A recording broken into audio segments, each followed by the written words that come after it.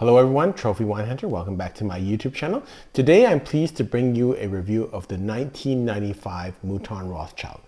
So I've done previous videos about the history of Mouton Rothschild. I think I did it in my 2004 Mouton video, which I will have at the end of this video.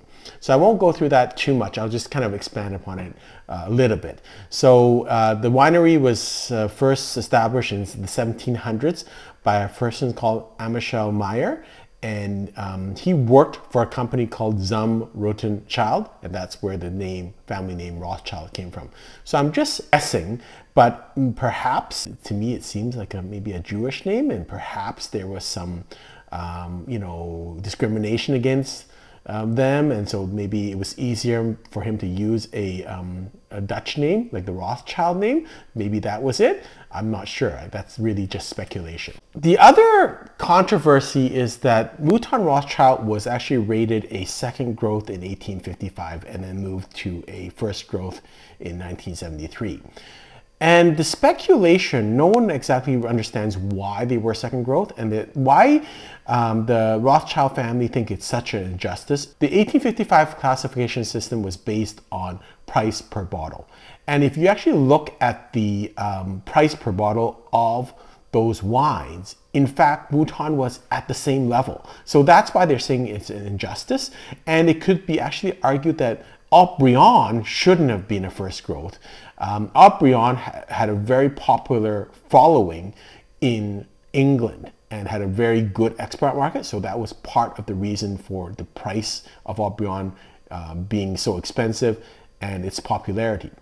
And one of the speculation is why Mouton Rothschild was not a first growth is that in, I think it was 1853, it was purchased by the Nathaniel de Rothschild.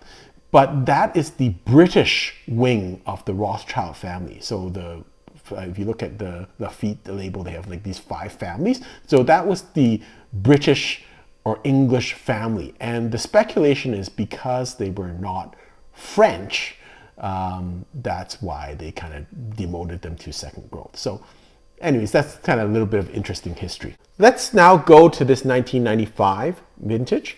So the 1995 vintage was a blend of 72% Cabernet Sauvignon, 19% Merlot, and 9% Cabernet Franc. And so I've had this wine now open almost for 2 nights. I drank it with friends. It was really nice. We actually did not decant it, and it drank very well out of the bottle. I put it in the fridge, and it's been in the fridge for about 2 days now, and I'm drinking it again.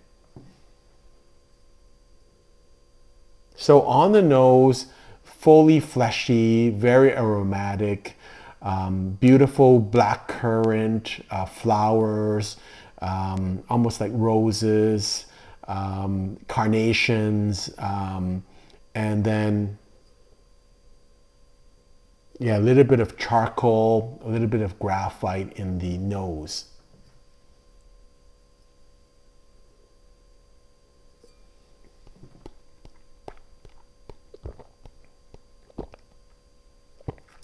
On the taste, slight bit of degradation as compared to 2 nights ago, which you'd expect. So this wine now is fully mature, fully aerated, still has good fruit on it.